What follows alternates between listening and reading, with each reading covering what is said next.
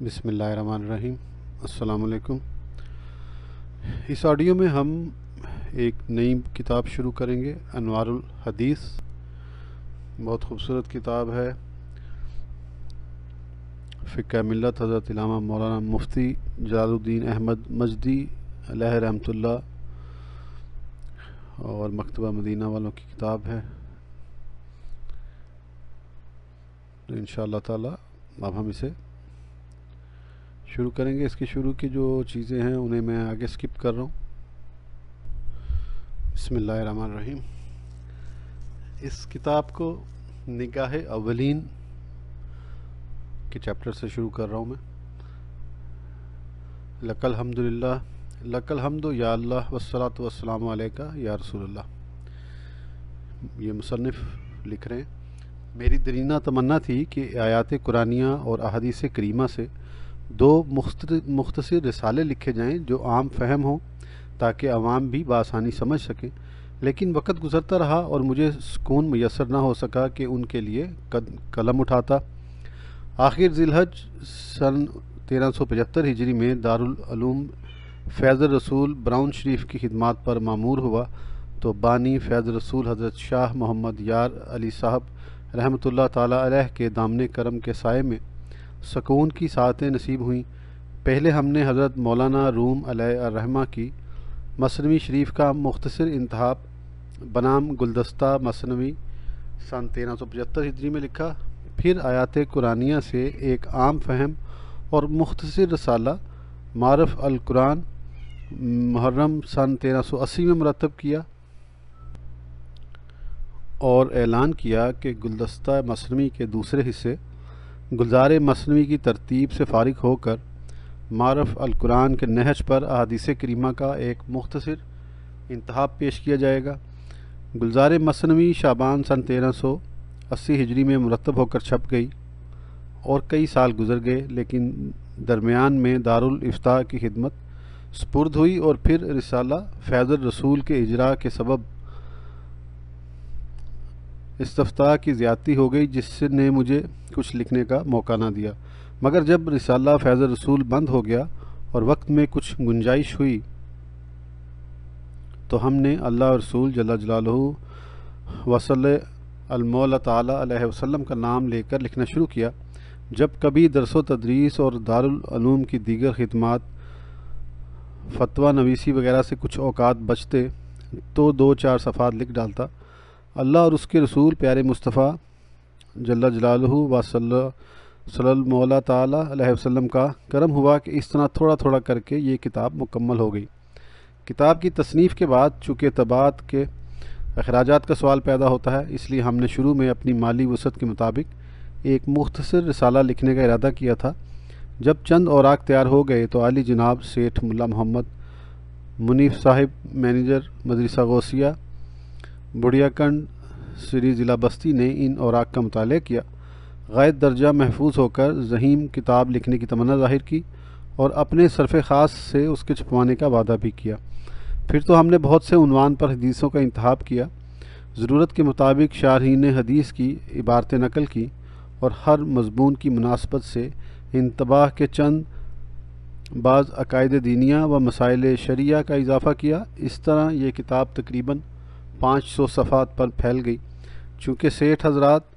کتاب کی اشاعت سے کوئی دلچسپی نہیں ہوتی، اس لیے ملا محمد منیف صاحب کا یہ اقدام قابل تحسین ہے اور دوسرے سیٹھ حضرات کے لیے لائق تقلید بھی ہے۔ خدا تعالیٰ ملا محمد منیف صاحب کو دولت کی فراوانی کے ساتھ مذہب اہل سنت و جماعت کی تبلیغ و اشاعت کا مزید جذبہ عطا فرمائے اور دوسرے مالداروں کو ان کی تقلید کی توفیق بخشے، آمین۔ یہ کتاب کتنی عرق ریزی کے بعد تیار ہوئی ہے اس کا اندازہ مطالعے کے بعد ہی لگایا جا سکتا ہے کہ 113 عنوان پر ہم نے 554 احادیث کا انتخاب کیا ہے۔ پہلے کالم میں اصل عربی عبارت کو عوام کی آسانی کے لیے اعراب کے ساتھ لکھا ہے اور دوسرے کالم میں ترجمے کو سلیس اردو زبان میں پیش کیا ہے۔ ہر حدیث کا ماخذ بتا دیا گیا ہے اور بعض حدیث کو کسی مصلحت سے جلد و صفحہ کے حوالے کے ساتھ نقل کیا گیا ہے۔ احادیث کے معنی کی وضاحت کے لیے جگہ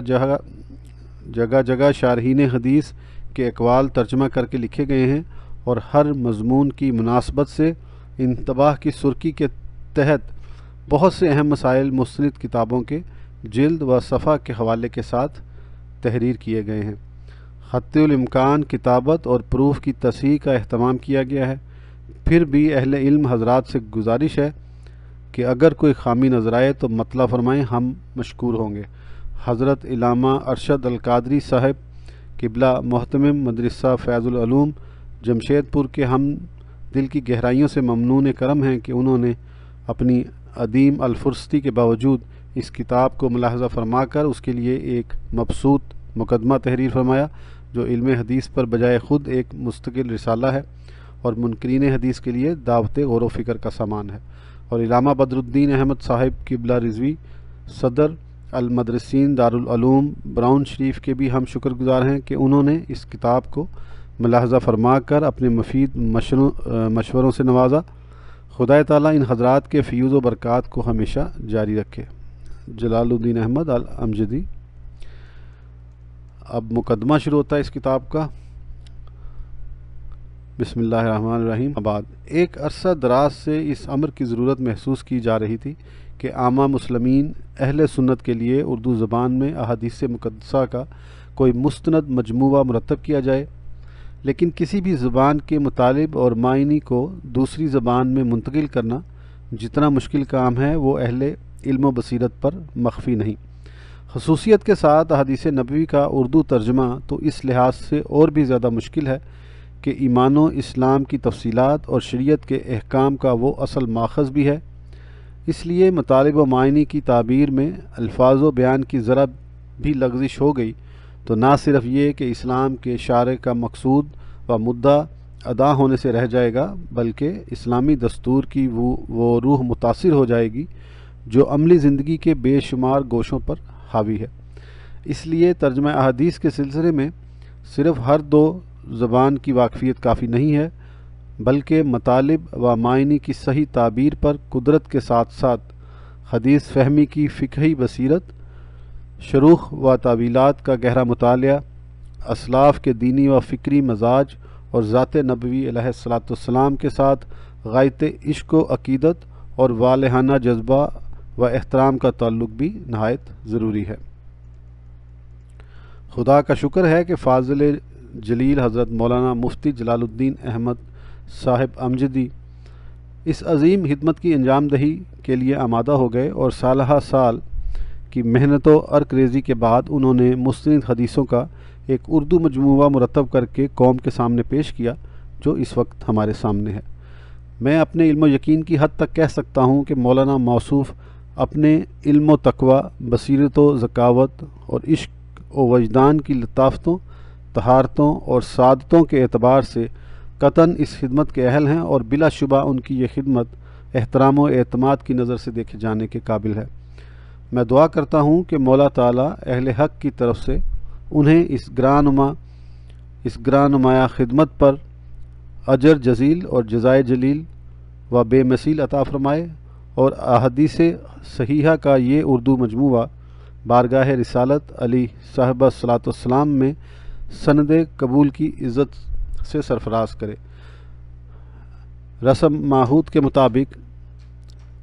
عزیز موصوف نے اپنے اس گراں قدر مجموعے کا پیش لفظ لکھنے کے لیے مجھ جیسے بے ذات اور ناسزاوار کو اتنی بار مجبور کیا کہ اب معذرت کی بھی گنجائش باقی نہیں رہی۔ ویسے یہ امر واقعہ ہے کہ اس عظیم منصب کا میں اہل نہیں ہوں، لیکن صرف اس لالچ میں قلم اٹھا رہا ہوں کہ شاید عرصہ محشر میں یہی چند سطریں میرے نامہ اعمال کی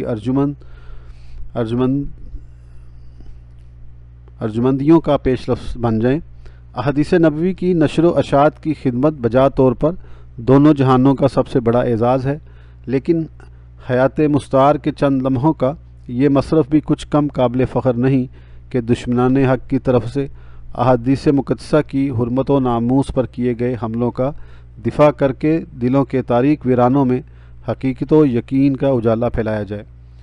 اسی جذبے کی تحریک پر میں نے اپنے پیش لفظ میں حدیث کی دینی حیثیت، تدوین حدیث کی علمی و تاریخی انفرادیت اور فتنہ انکار حدیث اور اس کے اسباب و محرکات پر بے لاگ بحث کر کے بہت سے وہ حقائق بے نقاب کیے ہیں جن پر اب تک پردہ پڑا ہوا ہے۔ خدا کرے میرے قلم کی یہ کاوش اہل علم کی بارگاہوں سے وقت و اعتماد کی سند حاصل کرے اور عامہ مسلمین دشمنان حق کی ان سازشوں سے باخبر ہو جائیں جو انکار حدیث کے جذبے کے پیچھے کار فرما ہیں۔ حدیث شریف کی تعریف اور اس کی قسمیں۔ جمہور محدثین کی اصطلاح میں حدیث کی تعریف یہ کی گئی ہے: حدیث کہتے ہیں حضور صلی اللہ تعالیٰ علیہ وآلہ وسلم کے قول کو، وہ صراحتاً ہو یا حکماً، اور حضور صلی اللہ علیہ وآلہ وسلم کے فعل کو اور حضور صلی اللہ علیہ وآلہ وسلم کی تقریر کو۔ تقریر کا مطلب یہ ہے کہ حضور صلی اللہ علیہ وسلم کے روبرو کوئی کام کیا گیا اور حضور صلی اللہ علیہ وسلم نے اسے منع نہیں فرمایا، یا صحابہ رضی اللہ عنہم میں سے کسی نے کوئی بات کہی اور حضور صلی اللہ علیہ وسلم نے اسے رد نہیں کیا بلکہ خاموش رہے اور عملاً اسے ثابت فرما دیا۔ اس کے بعد فرماتے ہیں، اور اسی طرح حدیث کا لفظ بولا جاتا ہے صحابہ رضی اللہ تعالی عنہم کے قول و فعل اور ان کی تقریر پر بھی، اور صحابی کہتے ہیں اس مختصر ہستی کو، اس محترم ہستی کو جسے بحالت ایمان حضور صلی اللہ تعالی علیہ وسلم کی صحبت نصیب ہوئی اور ایمان پر ہی خاتمہ ہوا۔ پھر فرماتے ہیں، اور اسی طرح حدیث کا لفظ بولا جاتا ہے تابعین کے قول و فعل اور ان کی تقریر پر بھی، اور تابعی کہتے ہیں اس معظم ہستی کو جس نے بحالت ایمان کسی صحابی سے ملاقات کی اور ایمان پر اس کا خاتمہ ہوا۔ حدیث کی بنیادی قسمیں۔ حدیث کی بنیادی قسمیں اس لحاظ سے حدیث کی 3 قسمیں ہو گئیں، جس کی تشریح حضرت شیخ محقق سعیدی شاہ عبدالحق محدث دہلوی رضی اللہ تعالیٰ عنہ نے یوں فرمائی ہے: جس حدیث کا سلسلہ روایت نبی اکرم صلی اللہ تعالیٰ علیہ وسلم تک منتہی ہوتا ہے اسے حدیث مرفوع کہتے ہیں، اور جس حدیث کا سلسلہ روایت کسی صحابی تک منتہی ہوتا ہے اسے حدیث موقوف کہتے ہیں، اور جس حدیث کا سلسلہ روایت کسی تابعی تک منتہی ہوتا ہے اسے حدیث مقطوع کہتے ہیں۔ حدیث کی دینی حیثیت۔ یہ امر محتاج بیان نہیں ہے کہ احکام شریعت کا پہلا سرچشمہ قرآن عظیم ہے کہ وہ خدا کی کتاب ہے، اور قرآن ہی کی صراحت و ہدایت کے بموجب رسول خدا صلی اللہ تعالیٰ علیہ وآلہ وسلم کی اطاعت و اتباع بھی ہر مسلمان کے لیے لازم و ضروری ہے، کہ بغیر اس کے احکام الہی کی تفصیلات کا جاننا اور آیات قرآنی کا منشا و مراد سمجھنا ممکن نہیں ہے۔ اس لیے اب لا محالہ حدیث بھی اس لحاظ سے احکام شرع کا ماخذ قرار پا گئی کہ وہ رسول خدا کے احکام و فرامین، ان کے اعمال، افعال اور آیت قرآن کی تشریحات و مرادات سے باخبر ہونے کا واحد ذریعہ ہے۔ اب ذیل میں قرآن مبین کی وہ آیات کریمہ ملاحظہ فرمائیں جن میں نہایت صراحت و وضاحت کے ساتھ بار بار رسول انور صلی اللہ علیہ تعالیٰ علیہ وسلم کی اطاعت و فرمانبرداری اور اطاعت و پیروی کا حکم دیا گیا ہے۔ میں صرف ترجمہ پڑھوں گا۔ اے ایمان والو، اللہ اور اس کے رسول کی اطاعت کرو اور رسول سے روگردانی نہ کرو۔ اللہ اور اس کے رسول کی اطاعت کرو اور آپس میں مت جھگڑو کہ بکھر کر کمزور ہو جاؤ گے۔ اور ہم نے کوئی رسول نہیں بھیجا مگر اس منصب کے ساتھ کہ اللہ کے حکم سے اس کی اطاعت کی جائے۔ اے رسول، اپنے لوگوں سے فرما دیجئے کہ اگر تم خدا سے دوستی کا دم بھرتے ہو تو میری پیروی کرو، خدا تمہیں اپنا دوست بنائے گا۔ آپ کے رب کی قسم، وہ ہرگز مسلمان نہیں ہو سکتے جب تک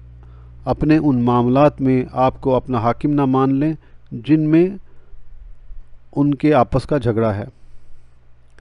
اللہ اور اس کے رسول کی اطاعت کرو اور ان کی اطاعت کرو جو تم میں حکومت والے ہیں، پھر اگر تم میں کسی بات کا جھگڑا اٹھے تو اللہ اور رسول کی جانب رجوع کرو۔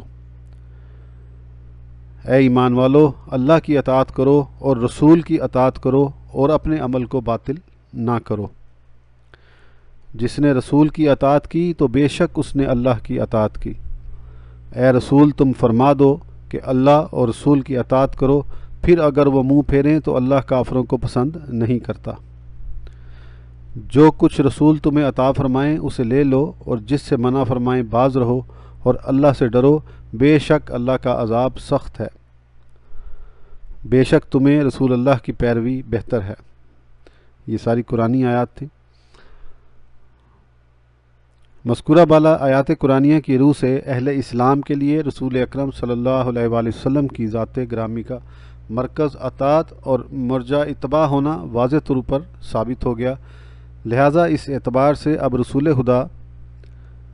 علیہ تحیات و ثنا کا ہر حکم ہمارے لیے اسی طرح واجب الاطاعت ہے جس طرح قرآن کے ذریعے ہم تک پہنچنے والا کوئی حکم خداوندی ہمارے لیے واجب الاطاعت ہے، کیونکہ رسول کا حکم بھی بالواسطہ خدا ہی کا حکم ہے۔ ایک بنیادی سوال، یہ بات ذہن نشین کرنے کے بعد اب ایک بنیادی سوال پر غور فرمائیے، اور وہ یہ ہے کہ مذکورہ بالا آیات میں رسول خدا صلی اللہ تعالیٰ علیہ وآلہ وسلم کی اطاعت و اتباع کا جو بار بار حکم دیا گیا ہے، تو آیا یہ حکم رسول پاک صلی اللہ تعالیٰ علیہ وآلہ وسلم کی صرف حیات حاضری تک ہے یا قیامت تک کے لیے؟ اگر معاذ اللہ اس حکم الہی کو رسول کی حیات ظاہری کے ساتھ خاص کر دیا جائے تو دوسرے لفظوں میں اس کا صاف اور واضح مطلب یہ ہوگا کہ قرآن و اسلام پر عمل کرنے کا زمانہ بھی رسول خدا صلی اللہ تعالیٰ علیہ وآلہ وسلم کی حیات ظاہری تک محدود ہے، اس لیے کہ رسول خدا صلی اللہ تعالیٰ علیہ وسلم کے فرمودات کی اطاعت اور ان افعال کی پیروی لازم ہی اس لیے تھی کہ بغیر اس کے قرآن و اسلام کی تفصیلات کو سمجھنا اور ان پر عمل کرنا ممکن ہی نہ تھا۔ لیکن جب قرآن و اسلام پر عمل درآمد کا حکم قیامت تک کے لیے ہے تو ثابت ہوا کہ رسول خدا صلی اللہ تعالیٰ علیہ وآلہ وسلم کی اطاعت و اتباع کا حکم بھی قیامت تک کے لیے ہے۔ حدیث کے حجت ہونے پر ایک عظیم استدلال، جب یہ بات طے ہو گئی کہ قرآن و اسلام پر عمل درآمد کا حکم قیامت تک کے لیے ہے، اور یہ بھی طے ہو گئی کہ قرآن و اسلام کی تفصیلات کا علم اور ان پر عمل درآمد بغیر اطاعت رسول کے ممکن نہیں ہے، تو اس ضمن میں ایک دوسرا بنیادی سوال یہ ہے کہ لغت و عرف اور شریعت و عقل کی روح سے اطاعت ہمیشہ احکام کی جاتی ہے۔ پس دریافت طلب یہ امر ہے کہ آج رسول خدا صلی اللہ علیہ وسلم کے وہ احکام کہاں ہیں جن کی اطاعت کا قرآن ہم سے مطالبہ کرتا ہے، کیونکہ احکام کے بغیر اطاعت کا مطالبہ سر تاثر عقل و شریعت کے خلاف ہے۔ پس جب آج بھی قرآن ہم سے اطاعت رسول کا طالب ہے تو لازماً آج ہمارے سامنے احکام رسول کا ہونا بھی ضروری ہے، اور ظاہر ہے کہ رسول خدا صلی اللہ علیہ وسلم کے احکام سے وہ احکام ہرگز نہیں مراد لیے جا سکتے جو خدا کی طرف سے قرآن میں وارد ہوئے ہیں، کیونکہ احکام خداوندی ہونے کی حیثیت سے ان کا واجب الاطاعت ہونا ہمارے لیے بہت کافی ہے۔ اس لیے لا محالہ ماننا پڑے گا کہ رسول کے جن احکام کی اطاعت کا ہمیں حکم دیا گیا ہے وہ قرآن مجید میں وارد شدہ احکام خداوندی کے علاوہ ہیں۔ اتنی تمہید کے بعد اب یہ بتانے کی چنداں ضرورت نہیں کہ رسول پاک صلی اللہ تعالیٰ علیہ وآلہ وسلم کے احکام و ارشادات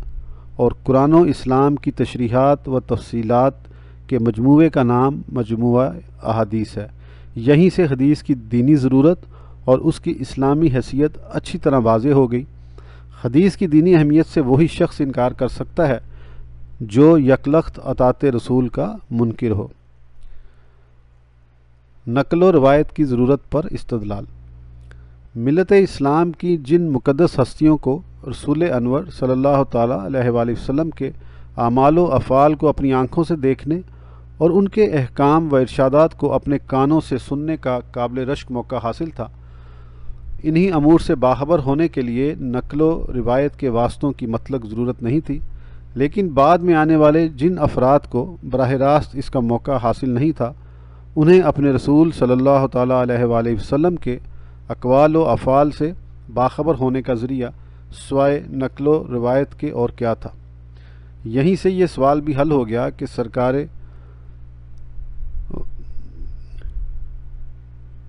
والاعتبار کے اقوال و افعال اور کوائف و احوال سے آنے والی امت کو باخبر کرنے کے لیے سلسلہ نقل و روایت کی ضرورت کیوں پیش آئی؟ پس اس امت کے جس افضل ترین طبقے نے سرکار رسالت مآب صلی اللہ تعالیٰ علیہ وآلہ وسلم کو بذات خود اپنی آنکھوں سے دیکھا اور براہ راست اپنے کانوں سے سنا، وہ طبقہ صحابہ کے نام سے موسوم ہوا، اور سرور کونین کے وصال شریف کے بعد صحابہ کرام نے جن لوگوں تک رسالت مآب صلی اللہ تعالیٰ علیہ وآلہ وسلم سے متعلق اپنے مشاہدات، مسموعات اور معلومات کا ذخیرہ پہنچایا وہ تابعین کہلائے، اور اس معزز طبقے نے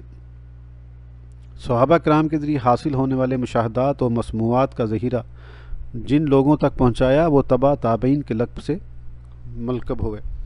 پھر اس طبقے نے تابعین کرام کے ذریعے حاصل کیے ہوئے سے اپنے زمانے کے لوگوں کو باخبر کیا، یہاں تک کہ سینہ بسینہ، سفینہ در سفینہ، نسل در نسل اور گروہ در گروہ نقل روایت کا یہ مقدس سلسلہ آگے بڑھتا رہا، تاکہ رسالت مآب صلی اللہ تعالیٰ علیہ وآلہ وسلم کے اقوال و افعال، اخوال و کوائف اور ارشادات و تقریرات کا وہ مقدس ذخیرہ احادیث کی ذہیم کتابوں میں محفوظ ہو کر ہم 1400 برس بعد میں پیدا ہونے والے افراد امت تک پہنچایا۔ پس رحمت و نور کی موسلادھار بارش ہو اور روایان حدیث کے اس مقدس گروہ پر، جس کے اخلاص و اثار، منت و احسان، محنت و جفاکشی، جانثاری و جگر سوزی، پہم سفر، جنون انگیز مہم، لگاتار قربانی اور سعی مسلسل کے ذریعے آقائے کونین صلی اللہ تعالیٰ علیہ وآلہ وسلم کی جلوہ ریز و عطر بیز زندگی کا ایک شفاف آئینہ ہمیں میسر آیا، اتنا شفاف کہ چشم عقیدت وا کرتے ہی اس عہد فرخندہ فال میں پہنچ جائیے جہاں قدم قدم پر شہپر جبریل کی آواز سنائی دیتی ہے۔ آفتاب نیم روز کی بات کیا کہیے کہ رات کو بھی جلووں کا سویرا ہے، ہر طرف ملکوتیوں کا ڈیرا ہے، آسمان کے پٹ کھلے اور بند ہوئے، افلاکیوں کے نورانی قافلے اترے اور چلے گئے، عرش فرش تک انوار و تجلیات کا تانتا بندھا ہوا ہے، جلووں کی بارش سے طیبہ کی زمین اتنی نم ہو گئی ہے کہ نچوڑے تو کوثر کا دھارا پھوٹ پڑے۔ کشور رسالت کے سلطان اعظم کبھی صحن مسجد میں ہیں، کبھی حجرہ عائشہ رضی اللہ تعالیٰ عنہا میں، کبھی اپنے سرفروش دیوانوں کا قافلہ لیے ہوئے وادیوں، کوہساروں اور ریگ زاروں سے گزر رہے ہیں، اور کبھی گریہ و مناجات کے خلوت قدوں میں امت کی فیروز بختی کا مقدر سنوار رہے ہیں، کبھی فرط غم سے آنکھیں نم ہو گئیں اور کبھی جانواز تبسم سے گنچے کھلا دیے، گلستانوں کی طرف نکل گئے تو خرام ناز کی نگہتوں سے راستے مہک اٹھے، اور اب کاشانہ رحمت میں جلوہ فگن ہیں تو ہر طرف طلعت زیبا کا اجالا ہے۔ ابھی بزم عاشقاں میں حقائق و معارف کے گوہر لٹا رہے ہیں، اور اب دیکھیے تو مارکہ گارزار میں جان نثاروں کو عیش جاوداں کی بشارت دے رہے ہیں۔ غرض حدیث کی کتابوں کا جو ورق الٹیے، نقوش و حروف کے آئینے میں سرکار والاعتبار کی زندگی کا ایک ایک خد و خال نظر آتا ہے۔ جن نامرادوں کے قلوب عشق رسالت کی نعمت کبریٰ سے محروم کر دیے گئے ہیں، وہ جلوہ محبوب کے اس آئینہ جمال و کمال کو توڑ بھی دیں تو انہیں اس کا کلک ہی کیا کہ پہلو میں محبت آشنا دل ہی نہیں ہے، لیکن ان دردمندان عشق اور وارفتگان آرزوئے شوق سے پوچھئے جو خاک طیبہ کو صرف اس جذبہ محبت میں اپنی آنکھوں سے لگا لیتے ہیں کہ شاید پائے حبیب سے یہ مس ہو گئی ہو کہ احادیث کی کتابوں میں ان کی آنکھوں کی ٹھنڈک اور تسکین قلب کے کیا کیا سامان ہیں۔